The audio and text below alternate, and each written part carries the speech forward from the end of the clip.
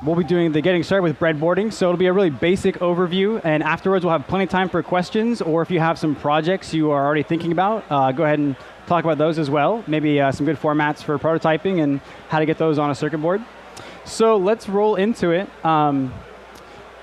I've been working at Make for the past 4 years. I started in the Make labs where we would test the projects for the magazine, and then we document them and figure out if there's any bugs. So that involves programming, circuits, and to be honest, 4 years ago, I had no idea how to do any of that. I had no idea what Arduino was. I slowly learned how to do C++ and programming, and finally got into electronics because I had to.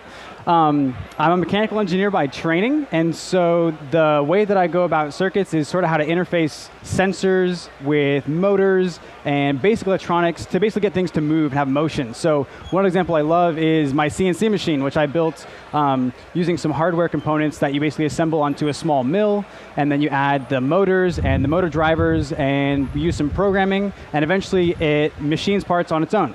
So some common questions that I get asked about breadboarding sort of is like, what's the point? Why would you even want to bother with that?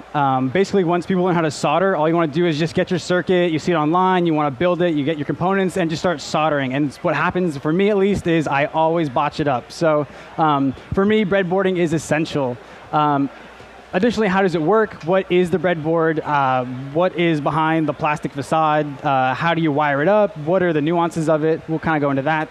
Additionally, what types of breadboards should I use? What's the difference between the sizes, the colors, the configurations? And then, the best question of all is the hardest to answer is why won't my circuit work? That's a little tricky to answer, usually a case-by-case basis, but there's a couple things we can do. So, and finally, once you have something on this breadboard, what do you do with it? Do you keep it on the breadboard? Do you transfer it somehow? And what are your options for that? So, this is sort of the workflow in my mind, at least. I'll start with a tangle of wires. No, this is not my projects normally. This is I found on Wikipedia, but you have a mess of wires, and usually, hopefully at the end, it works. But then you need to somehow translate it to a final product if that's what you're trying to do. Usually it's a circuit board, or it's maybe it's a schematic, or you just want to make sure that the prototype works. So the workflow is take this mess of wires, figure out if the circuit actually works how you think it should work, and then get it to be the final product. So these are actually the driver boards in the CNC machine that I'm using. So that's a great example of how the end result from the circuits is something you use every day. The second option, or the second reason, rather, to breadboard is you don't want to end up like this at the end of the day, kind of wondering what does the red wire connect to, or how do I get the power turned on? Again, I'm here at the workbench and I'm ready to solder something together, but I can't remember how the circuit went together or what the order was. So breadboarding really helps in that prototyping stage to kind of figure it out. My mindset, at least, is that breadboarding is a skill. It's something that you're going to develop. I still make silly mistakes all the time, but over time and over practice, you get more comfortable with it. You understand how the breadboard works, little tips and tricks, or maybe shortcuts you can do to make it so that the circuit looks more organized, so that when there is a problem, you can work backwards to figure out where the errors are. And simple things like making sure you have color codes for your wires, or make sure that you route the wires in a logical fashion that makes sense to you. It'll be different for each of your experiences, but in the end, the idea is to build something, to make sure it works. And the best part about breadboarding, at least, is you can always reuse your components when you're done. You just pluck them off the board, put them back in your work tray, and you're ready to go. So let's kind of roll into the details of the breadboard itself. Here's a great illustration that one of our illustrators did, Jody. And so a lot of breadboards are rectangular or square in shape. They vary in size. Here's one of the larger breadboards that I've found. I love having the extra space. Even though it's a simple, small circuit sometimes, just having the extra space around is just really comfortable for me to work with. So as you can see in the illustration, there's a couple rows and a bunch of dots on the breadboard. And usually these lines on the sides are for your power rails. And that's where you're going to either input your battery power, or maybe it's from a power supply. And there's no hard, fast rule. There's just conventions. You'll see a positive and a minus terminal. It's ideal that you would use the positive terminal from your battery to go into that positive line. And then all of the terminals in that horizontal row, or vertical row, excuse me, will become with electricity. Likewise, if you ground this long negative terminal, all of the row, or all of the spots in this row, they're all connected. When you go into the actual board itself, where there are sort of what we're calling the tie points, the tie points actually go in the horizontal direction. So if you put a component as shown in the right-hand illustration, there's an LED and a resistor. The bottom leg of the LED and the resistor are actually on the same electrical node, so they have the same voltage potential. It's opposite of the power terminals, but once you get past that convention, you're usually pretty good to go. Another great way to check that is, of course, if you have a multimeter and you have a continuity tester, just put 2 wires in there and you pretty quickly figure out, okay, these nodes connect horizontal and the power terminals go up and down.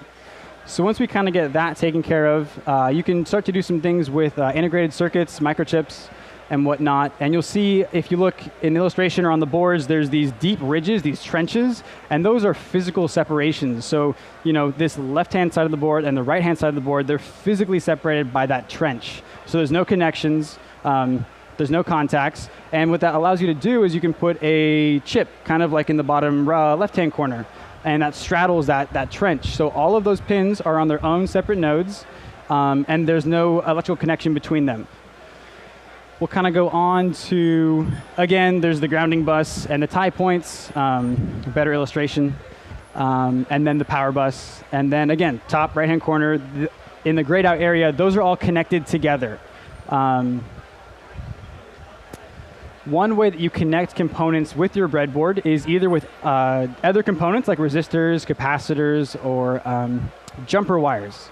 So jumper wires can be made of a flexible wire, or a solid core wire, and that'll depend more on your preference. I've found that the solid core wire is great because you can bend it and you can really sort of make these road paths with it, almost like little roadways, and you can actually visually see each connection really nicely. If you remember the beginning slide, there were all of those really just loose wires kind of scattered about. It's really hard to visually see what's going on. You have to kind of trust that you did it properly, and it makes debugging a really kind of headache. Different types of breadboards, they come again in different sizes, different arrays. There's these large ones again, and I love using the larger ones for space, but they're as small as in the top left-hand corner. They fit on top of an Arduino if you wanted to. And then in the bottom left-hand corner are some examples of how you can have your microcontrollers hooked up next to a breadboard for easy prototyping. Maybe you don't want to permanently connect your components onto the microcontroller itself, so having this platform is a great way to sort of experiment. And then again, the larger ones.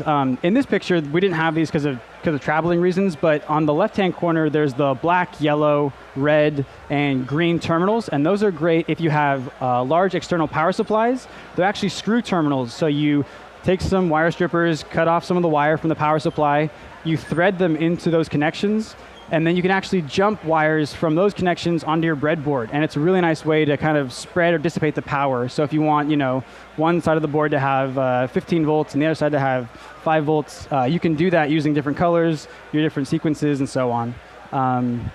Also in this example, on the left-hand side, going vertical, you can see basically a power bus. And so it works the same way as the power strips on the upper side of the board. Just more flexibility for how you want to wire things up.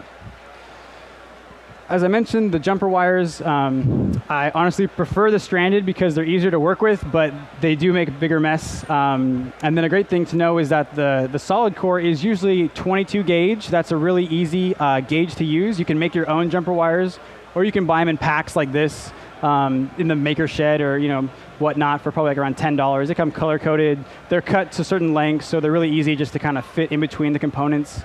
But again, you could grab your own color of solid core wire and just pick off maybe a 1/4 inch of the wire so that the bare metal is exposed, and just bend them at a 90-degree angle with some needle nose pliers, and you have your own jumper wires. It's pretty easy to do that. What else? So a little bit of problem solving. Again, can't go over all of the problems you have, but I would highly recommend if you're prototyping, go ahead and have a multimeter You'll be able to test with the multimeter your voltages, make sure you have power to the power rails, make sure you have proper grounding. You'll also be able to check and make sure you have continuity between the components you think are connected. A really common mistake is that when you're looking at all these little dots on the board, you think you're in row 20 and really you're in row 21, and for some reason your circuit won't turn on, and after hours and hours of pulling your hair out, you realize, oh, it's one simple connection. The whole circuit was actually correct. It was just off by one little spacing. So a continuity tester is a great tool to have if you have some issues. With the stranded wires, sort of going back to way back in the beginning, this picture on top, if for some reason that circuit wasn't working, but you thought, I think this is wired up the way it should be, it electronically should be sound, go ahead, put your hand on top of those wires and kind of squish it down. It'll kind of give. If you see that all of a sudden the electronics flicker on, flicker off, you know that it's either a wire or a connection in your actual breadboard. And so over time, the metal contacts inside the breadboard, they'll just wear out from having components be shoved in them. Sometimes, diodes especially, the wires that connect the diodes to the silicon, they're pretty thick compared to a resistor. And so over time, if you shove a diode into the little socket, it's going to spread those little metallic forks out. And so after a while, you go to use your breadboard one day, you put in some stranded wire, everything looks good, and the circuit won't turn on. And it's because, your breadboard's getting worn out. Not a big deal if you have your continuity tester, right? You can fix that pretty quick. So jump ahead again. So if you've successfully built something, it can come in many forms. This is from a camper from Maker Camps 2012. It was Timothy, and he showed me one of his projects. He built an arcade system using a laptop. And for the most part, it's just a computer that he disassembled and put into a really cool acrylic enclosure. But then he also added an Arduino, a breadboard, and some push buttons for an interface. Did some programming with that. But you can see here, this is a perfect example. You can actually use your breadboard as the final result. If it's working and you like it, great. Go ahead, put it in an enclosure, do what you're going to do, and go about your business. If he was going to bring this to maybe Maker Faire, I might suggest he put this onto a perf board and maybe bust out the soldering iron, just because during travel, those wires will get disconnected really easily, especially for the stranded wires, how they're kind of loose and flailing. You don't want to travel somewhere, you're going to show off your project, and all of a sudden you can't remember which little terminal am I supposed to put this yellow wire. That's a horrible feeling. So anyways, if you don't want to keep the breadboard as part of your final circuit, there's a couple options for you. Once you actually have the breadboard looking the way you want to. I really enjoy using open source software called Fritzing.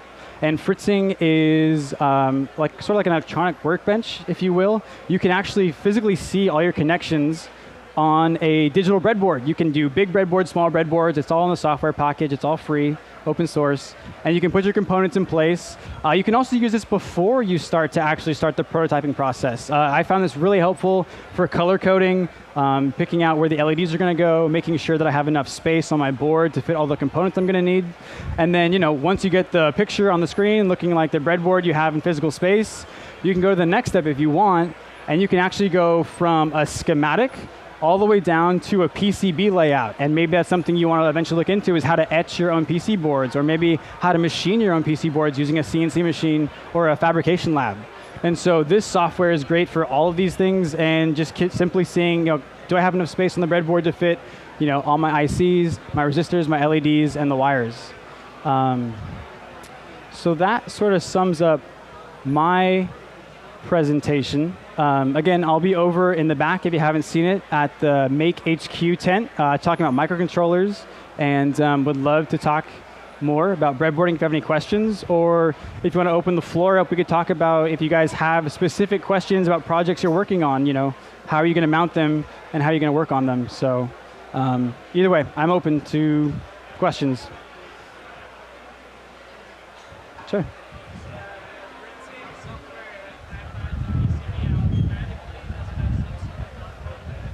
Yeah, so the question is, when you have Fritzing, how do you get to the final PCB layout? And so what happens is, you go to the breadboard, and when you start, you just put on wires, and you have to actually click and drag to make it really nice, and so they're all geometric and square, and so that's a little tedious, but if you're a little OCD like I am, it's really worth it.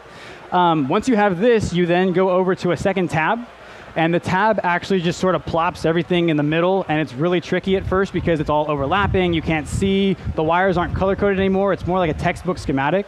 But what you do is you click and drag just like the same way. You make everything kind of pretty and how you visually would expect it on a schematic or whatever works for you. And then, again, from the PCB layout, you open the new tab, it's all in the center, it's all mishmashed, and you got to click and drag. And that's actually one of the cool parts I find is how to design the circuit.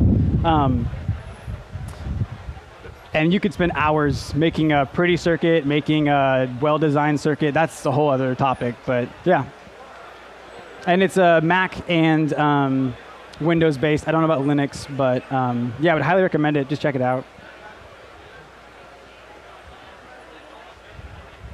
Anything else? Cool. All right, I'll be at the Make tent. Thanks, everybody.